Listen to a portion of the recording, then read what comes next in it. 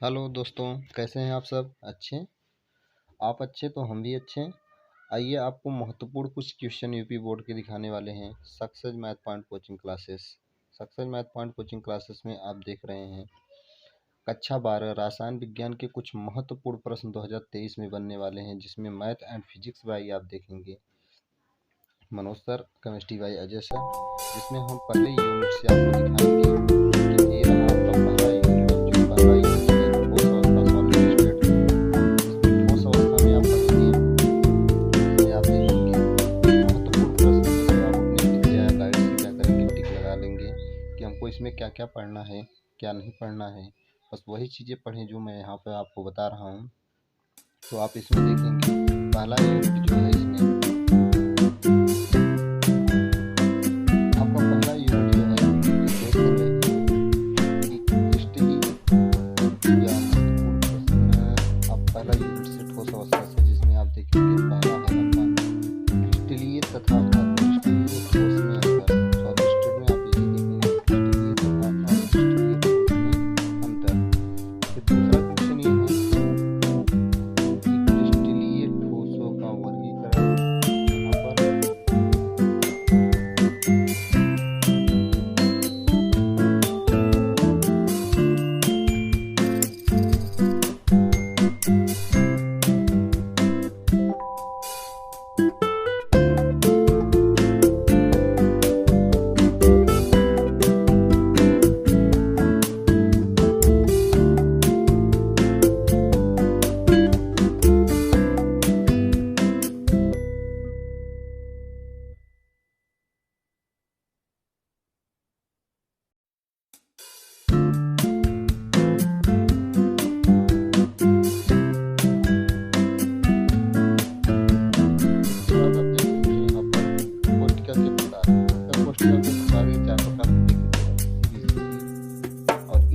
इनको आइए हम विस्तार से समझते हैं ये क्या है।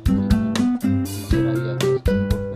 तो यहाँ पर ये खंड बना लेते हैं, हो गया। इसके बाद आपके एटम्स, परमाणु, अणु या आयन क्या होते हैं? कोनों के 8 कोनों के होते हैं। ये रहे 8 कोण यहाँ पर रखेंगे। फिर इसके बाद अगर इसमें न्यूमेरिकल पूछा जाता है, थोड़ा सा छोटा सा क्वेश्चन पूछा जाता है, जो परमाणु की संख्या कैसे भागते हैं, जैसे HCC हो गया, BCC हो गई और FCC यहाँ पर देख रहे हैं। फिर चलिए, तो आपको यहाँ पर टाइप्स हो गए, जिसमें परमाणु की संख्या एक होती है, जैसे यहाँ पर 8 कोनों पर एटम है और सब होते हैं, काट देते हैं, यहाँ पर आपको निकल के आता है 1। तो इसमें परमाणुओं की संख्या आपको कितनी मिली? 1। तो चलिए BCC की बात करें। BCC में आप देखेंगे यहाँ पर कि ये रहेगा बोर्ड पे। BCC में प्रत्येक कोनों पर आपके परमाणु अणु या इलेक्ट्रॉन्स आयंस होते हैं। साथ साथ इसमें क्या होते हैं, एक केंद्र पर होता है, एक केंद्र पर होता है। तो आप इसका जेड अभी नाभिकीय जेड कैसे फाइंड करेंगे? 8 कोनों पर 1/8 इसका योगदान होता है, प्लस 1 का होता है, पूरा का पूरा योगदान होता है उसका। टोटल जेड आपका निकल के आता है तो ये आता है। तो इसमें परमाणु की संख्या टोटल कितनी होती है? इसी तरह आप FCC की बात करें तो इसी तरह FCC की बात करें हम, तो FCC में क्या होता है कि आपके कोनों पर एटम्स होते हैं, 8 कोनों पर होते हैं, साथ साथ आपकी फलक आपकी 6 होते हैं, 6 फलकों पे होते हैं। चलो यहाँ पर हम एक कोना यहाँ पर रख दें, 2 या 3 हो गए, 4 हो गए, 5 हो गए, 6 हो गए, 7 हो गए, 8 परमाणु तो कोनों पे हो गए। इसके बाद आप देखेंगे कि इसके 6 आपके यहाँ पे 6 फेसेस आप देखेंगे। तो पहला फेस पे यहाँ पे 1 हो गया, साइड में 2 हो गया, ऊपर हो गया, नीचे हो गया। फिर इसके बाद इसके सामने हो गया, जस्ट इसके पीछे वाली दीवार पे हो गई। तो कितने आपके फेसेस हो गए? 6। और कोनों की संख्या कितनी है? 8 कोने हैं, उनका योगदान 1/8 प्रत्येक परमाणु का होता है, प्लस 6 फेसेस है और प्रत्येक का योगदान जो होता है 1/2 हाफ होती है। यहाँ से कट के आया तो आप यहाँ देखेंगे इसका 3 हो गया, यहाँ पे 1 हो गया। तो जेड यहाँ पर 1 3 बराबर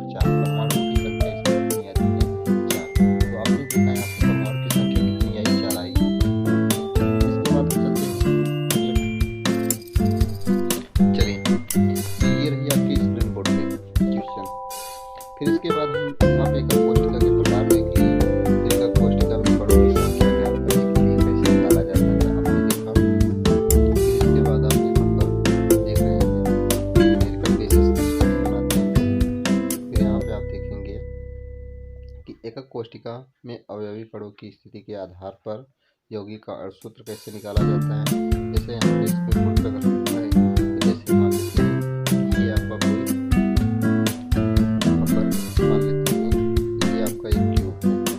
क्या है? इस क्यूब में आप देखेंगे कि एटम्स जो होते हैं किनारों पर होते हैं। मान लेता हूँ कि ए और बी दो परमाणु हैं। ए जो है आपके यहाँ पर है, ए परमाणु जो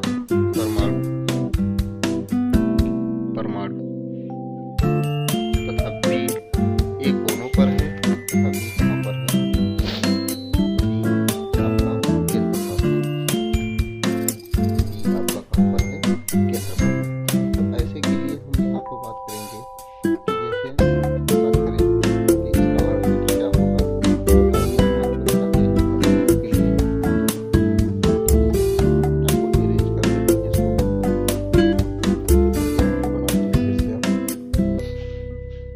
तो यहाँ पर ए और बी दो परमाणु हैं, जिसमें आप देखेंगे कि ए जो है कोनों पर स्थित है, यहाँ पर है कोनों पर है, और बी परमाणु जो है वो आपके केंद्र पर है। तो इसका क्या पूछ लेता है, सूत्र याद कीजिए, इसका सूत्र क्या होगा। इसके लिए आपको क्या करना है, एक क्यूब बनाना है। इस घन के कोनों पर एक एक एटम रखना है, और ये वाले जो परमाणु है वो आपको कलर को चेक कर देते हैं। यहाँ पर कलर रेड वाला है, ये परमाणु है, ये परमाणु क्या है, रेड वाला है। तो कोनों पर स्थित है, 4 हो गए, 5 हो गए, 6 हो गए, 7 हो गए और 8 हो गए। और ये परमाणु को येलो से दर्शा देते हैं। ये परमाणु कहाँ पर है, केंद्र पर।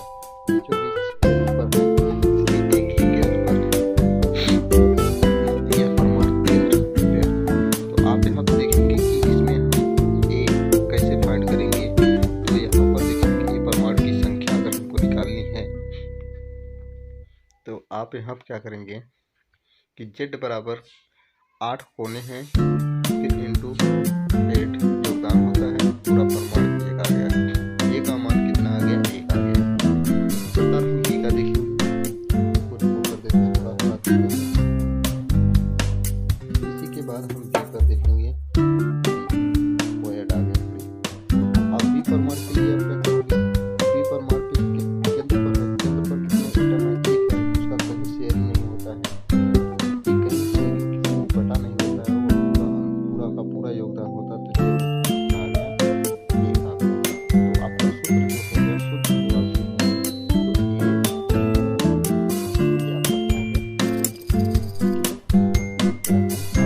आपका क्या हो गया, थोड़े छोटे छोटे क्वेश्चन होते हैं। फिर इसके बाद हम देखेंगे अगली यूनिट, आप देखेंगे अगली यूनिट में इसी की थोड़ी सी और थोड़ी जैसे अणुसूत्र ज्ञात करने के लिए अपने न्यूमेरिकल बेसिस पे आपके क्वेश्चन हैं।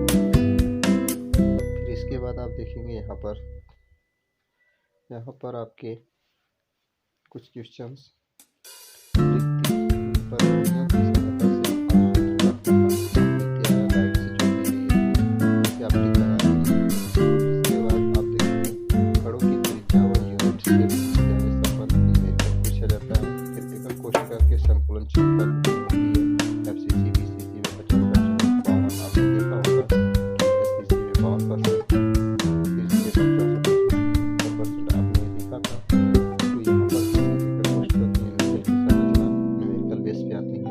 फिर इसके बाद दिए गए क्रिस्टल में कुल परमाणु की संख्या ज्ञात करना, क्रिस्टल के घनत्व न्यूमेरिकल बेस पे आती है। इंपॉर्टेंट आपके क्वेश्चन है, थियरी में लिखने को रहता है कि आप बताइए 8 किलो वॉट के बल से क्या क्या केंद्र आप इंपॉर्टेंट पहली यूनिट से आप 5 यूनिट आप ये अपने गाइड से जो भी आप पढ़ते हैं उनसे आप टिक लगाकर यही अध्ययन करेंगे। इस चैप्टर में इससे ज़्यादा आपके क्वेश्चन नहीं पढ़ने हैं।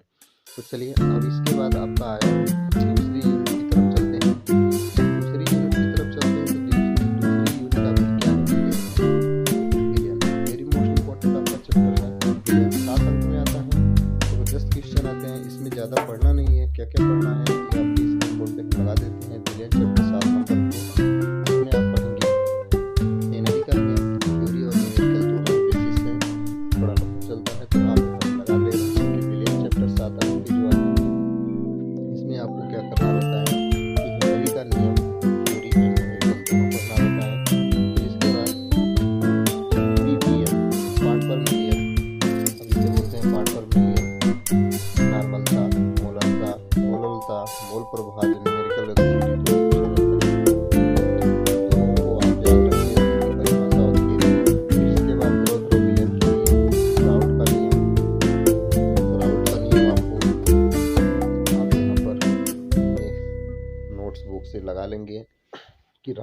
नियम, फिर अवाष्पशील विलय के रेट-आउट का नियम, थ्योरी ऑफ न्यूमेरिकल और संख्या गुणोत्तर के 4 प्रकार के इससे छोटे-छोटे न्यूमेरिकल बनते हैं, जैसे m बराबर आपने निकालना रहता है 100 kW और 100 dW न्यूमेरिकल टाइप्स कहते हैं।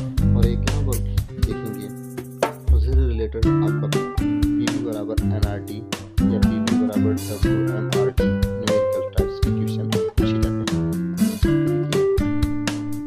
फिर इसके बाद अगला हम बात करें, अगले पेज पे बात करें तो आ जाता है तीसरा यूनिट जो आपका लगा हुआ है। तीसरे यूनिट में आप देखेंगे विद्युत रसायन 5 अंक के आते हैं। विद्युत रसायन 5 अंक में आपको बहुत बढ़िया क्वेश्चन बनते हैं। इसमें आपके थ्योरी ज़्यादा इसमें पूछे जाते हैं, थ्योरी और थोड़े छोटे-छोटे सवाल रहते हैं जिसमें आपको अच्छे से समझ में आएगा। विद्युत रसायन 5 अंक के आते हैं, इसमें थ्योरी पढ़नी रहती है। चालकत्व किसे कहते हैं, विशिष्ट चालकत्व हो गया। इसके बाद चुंबकीय चालकत्व, मोलर चालकत्व, थ्योरी और न्यूमेरिकल दोनों पूछे जाते हैं। फिर कोलराउस का नियम, थ्योरी और न्यूमेरिकल दोनों देख लेना, ये भी वेरी वेरी इंपॉर्टेंट है। फिर इसके बाद इलेक्ट्रॉन विभव, मानक इलेक्ट्रॉन विभव, मानक हाइड्रोजन इलेक्ट्रॉन विभव, या हमारी इसको भी आप टिक लगा लीजिए नोट से। इसके बाद आप देखेंगे इस चैप्टर में सेल के ईएमएफ पर अंकित प्रश्न बहुत छोटे-छोटे होते हैं, दिया रहता है फिर कैसे निकाला जाता है। फिर इसके बाद आप देखेंगे विद्युत रासायनिक श्रेणी पर प्रश्न, यहाँ पर ही ऐसे पूछा जाता है कि कॉपर सल्फेट के विलय में एक जिंक की छड़ डालने पर जिंक कॉपर विस्थापित हो जाता है, ऐसा क्यों होता है, आपको पूरा समीकरण लिखना रहता है और नष्ट समीकरण यहाँ पर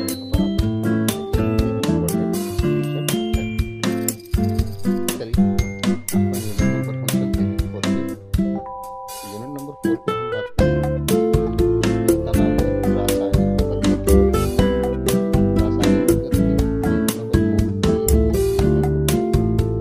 जितने भी हम लगवा रहे हैं क्वेश्चन, आप इससे ज़्यादा क्वेश्चन नहीं पढ़ना है। यूपी बोर्ड के लिए आपके वेरी वेरी मोस्ट इम्पोर्टेंट यही है। 5 अंक के इसमें फर्स्ट बुक से यही 5 अंक के इसमें से यही आता है। रासायनिक गतिविधि में आपको पढ़ना क्या है, अक्रिया की कोड आपने पढ़ी होगी पहले।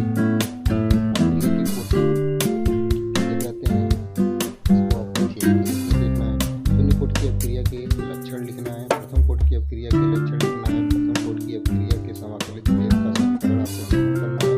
प्रथम कोड की अक्रिया पर अंकित छोटे न्यूमेरिकल क्वेश्चन आते हैं, इसमें आपको सवाल के रूप में दिए रहते हैं।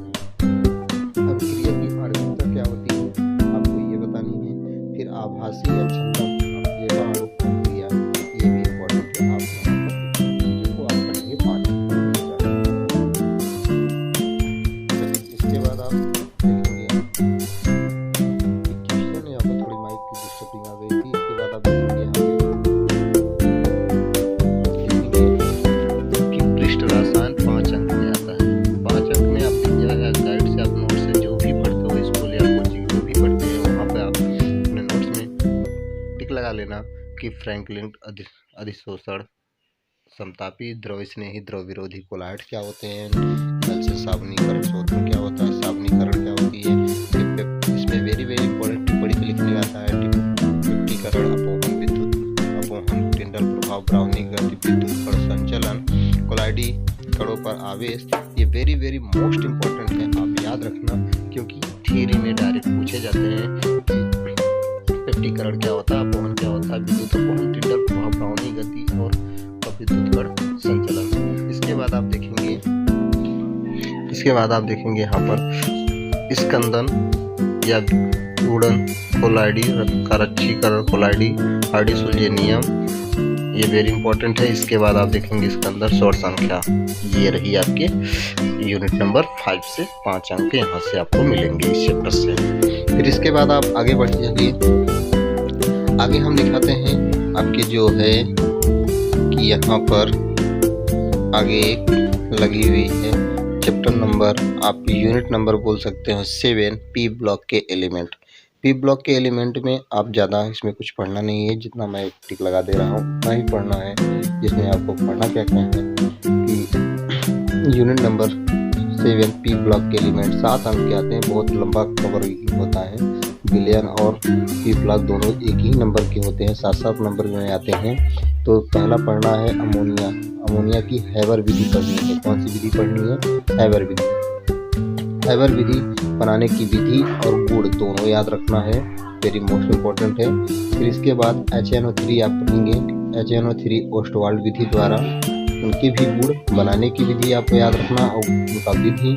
फिर इसमें छोटे छोटे आपके बनाने की विधि आती है, ओजोन, क्लोरीन, पीकेन विधि और ब्लीचिंग पाउडर जो है CaOCl2, यहाँ पर CaOCl2 इसको बनाने की विधि आप याद रखना। इसी में छोटे छोटे प्रश्न आपके पूछे जाते हैं, क्या होता है जब, कैसे प्राप्त करोगे, ये आपके बोर्ड से बनता है। तो इसी चैप्टर में क्या होता है जब, कैसे प्राप्त करोगे, ये आपके बोर्ड में ही बनता है। फिर इसके बाद आप आगे देखेंगे, इसके बाद आप आगे देखेंगे क्वेश्चन नंबर 7 अंक का इसमें आता है। फिर इसके बाद आप चलिए यूनिट नंबर 8। यूनिट नंबर 8 में आप देखेंगे कि यूनिट नंबर 8 आप इसमें देखेंगे कि डी और एफ, इसमें डी और एफ लॉग के तत्व के बारे में पढ़ना है। डी एंड एफ 4 अंक में आते हैं। कितने अंक में आते हैं? 4 अंक में। 4 अंक के प्रश्न आते हैं जिसमें आपको क्या पढ़ना है? डी ब्लॉक के तत्वों के लक्षण पढ़ना है ये, और एफ ब्लॉक के तत्वों के लक्षण पढ़ना है, और लेंथेनाइड संकुचन ये वेरी मोस्ट इम्पोर्टेंट है, याद रखना। ये भी आपका इस चैप्टर में बनते हैं। फिर इसके बाद इसमें बहुत विशेष कुछ नहीं बनता, 4 अंक के आते हैं, छोटे अंक के प्रश्न हैं। फिर इसके आप देखेंगे यूनिट नंबर 9। यूनिट नंबर 9 में आप देखेंगे जिसका नाम है उप संयोजक यौगिक। 6 अंक आता है, बहुत अच्छा कवरिंग होती है इससे भी आपका। तो विलयन हो गया, उप संयोजक यौगिक हो गया, पी और पी ब्लॉक एलिमेंट हो गया, ये आपके क्या होते हैं? अच्छे कवरिंग वाले प्रश्न होते हैं। इसमें 6 अंक के आते हैं, 7 अंक के और दोनों थे और ये 6 अंक के हैं। फिर इसमें पढ़ना है पहला IUPAC नेम। इसमें क्या पढ़ना रहता है कि पहला IUPAC नेम पढ़ना रहता है। जैसे जटिल कोई यौगिक दे दिया, जैसे जटिल यौगिकों का IUPAC नाम K4FeCN6 की बात करें, K4FeCN6 पूरे का होल 6 होता है। तो ऐसे क्या करना है, इनका नामकरण पढ़ना है, IUPAC नामकरण लिखना है। फिर इसके बाद आप देखेंगे बैलेंस बॉन्ड थियरी या संयोजकता का आबंध सिद्धांत। संयोजकता का आबंध सिद्धांत जिसे कहते हैं VBT की बात करें तो बैलेंस बॉन्ड थियरी, ये भी बहुत इंपॉर्टेंट है, very very most important question है बैलेंस बॉन्ड थियरी। फिर इसके बाद आप देखेंगे यहाँ पर कि CFT क्रिस्टल क्षेत्र सिद्धांत। CFT क्या है? क्रिस्टल फील्ड सिद्धांत पर उदाहरण वाले प्रश्न, कुछ इन पर उदाहरण वाले प्रश्न बनते हैं कि आपको दिखाना रहता है आपकी अवस्था के आधार पर इलेक्ट्रॉनिक विन्यास करके उसमें आपके संकरण वंकरण बताने रहते हैं कि किस संकरण होगा, कौन सा संकरण बनेगा, इसका संरचना कैसी, ज्यामिति कैसी होगी, ये चुंबकीय होगा कि अनचुंबकीय होगा। इससे आपके छोटे छोटे क्वेश्चन बनते हैं। फिर इसके बाद आप देखेंगे अगला क्वेश्चन है बर्नर का सिद्धांत। बर्नर का सिद्धांत में आप, ये रही आपकी क्वेश्चन। तो ये 8वें में यही 9वें में यही 3 टॉपिक पढ़नी है, इससे ज़्यादा नहीं पढ़ना है विद्या नोट्स में या कोचिंग के नोट्स में। आप बस केवल यही 3 आपके टॉपिक पढ़ने हैं और इससे ज़्यादा इससे नहीं पढ़ने हैं। और 6 अंक में बहुत अच्छा कम पढ़ना रहता है, 6 अंक में आपको लाना रहता है। तो चलिए इसके बाद आते हैं second book unit number 10 halo alkane and hello Erin. 5 अंक में बनते हैं। हेलो एल्केन और हेलो एरिन में आप 5 अंक में देखेंगे, जिसमें आपको एथिल ब्रोमाइड और बेंजिल क्लोराइड 5 अंक में आते हैं। हेलो एल्केन और हेलो एरिन, जिसमें आप पढ़ना रहता है एथिल ब्रोमाइड, बेंजिल क्लोराइड, इसके ये इनके IUPAC नेम, बनाने की विधि, SN1 तथा SN2 अभिक्रिया, ये वेरी इंपॉर्टेंट है। इलेक्ट्रॉन स्नेही प्रतिस्थापन अभिक्रिया बतानी है। और इसमें छोटे छोटे आपके टिप्पणी प्रश्न पूछे जाते हैं, वेरी इंपॉर्टेंट क्वेश्चन होते हैं। वुटस अभिक्रिया, फिटिंग अभिक्रिया, वुटस फिटिंग अभिक्रिया, डार्जन अभिक्रिया, सिकर अभिक्रिया, एलोफार्म अभिक्रिया। इसके बाद आप देखेंगे सैंडमेयर अभिक्रिया। फिर इसी में छोटे छोटे क्वेश्चन बनते हैं, ये वेरी मोस्ट इम्पोर्टेंट क्वेश्चन हैं। आप याद रखना इन सब के थियरी और इनके उदाहरण। विद्या में देखेंगे पीछे इन सब की परिभाषा और इनके सब उदाहरण सहित सब मिल जाएंगे। विद्या के पीछे फ्रंट पे देखेंगे वहाँ पे सभी अभिक्रियाओं के प्रकार सब लिखे गए हैं। फिर क्या होता है जब कैसे प्राप्त करोगे, विद्या के पीछे ही मिलेगा, ये कीबोर्ड बनाता है तो ये रही। फिर इसके बाद क्या होता है जब कैसे प्राप्त करोगे, फिर इसके बाद यूनिट नंबर 11। यूनिट नंबर 11 आप देखेंगे alcohol, phenol and ether. Alcohol and phenol and ether भी 5 नंबर का आता है, जिसमें यहाँ पे बेंजेनॉल पढ़ना है, फिर डाईएथिल ईथर पढ़ना है। फिर इसके बाद ROS समूह की कुछ ऐसे आपके IUPAC पढ़ने हैं जो अल्कोहलिक समूह के IUPAC होते हैं, कि एथेनॉल होगा, बेंजेनॉल होगा, ये सब IUPAC। इसके बाद कन्वेंशन अपक्रिया, संश्लेषण, राइमोटिमर अपक्रिया, कोल्वे-स्मिट अपक्रिया, ये आपकी इम्पोर्टेंट है थियरी। फिर कैसे प्राप्त करोगे, क्या होता है जब, ये आपके विद्या के पीछे में आपका पूरा उदाहरण सहित मिल जाएगा। फिर यूनिट नंबर 12 में ज़्यादा आपको नहीं पढ़ना है। Aldehyde, ketone and carboxylic acid 6 अंक के आते हैं।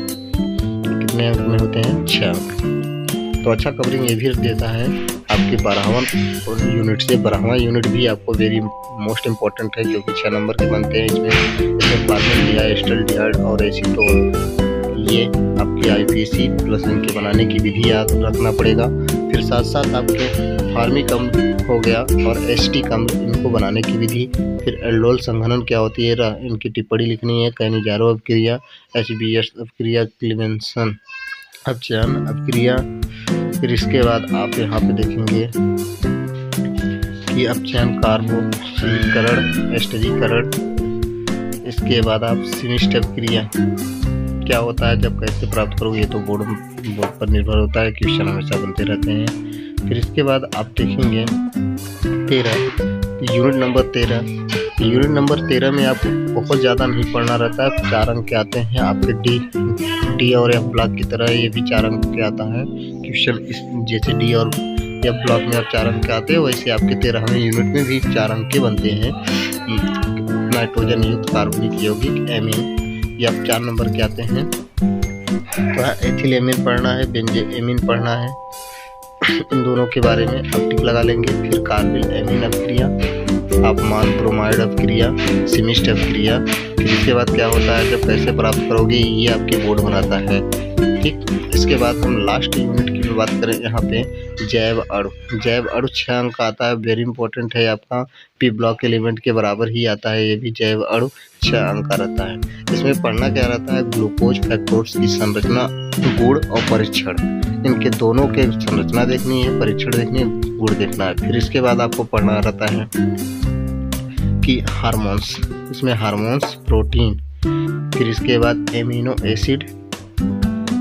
एसिड क्या होते हैं, ये आपके कितने प्रकार के होते हैं। फिर ज्यूटरायन क्या होते हैं, ज्यूटरायन इंपॉर्टेंट है। इसके बाद समविभव बिंदु क्या होते हैं, प्रोटीन का विकृतीकरण क्या होता है, पेप्टाइड बॉन्ड और पेप्टाइड, ये सब। इसके बाद आप में ध्यान देना कि नोट में क्वेश्चन बैंक से ही प्रैक्टिस करना जरूरी है। जय हिंद। इसी पर ये क्वेश्चन आपके पूरे कंप्लीट हुए। जय हिंद।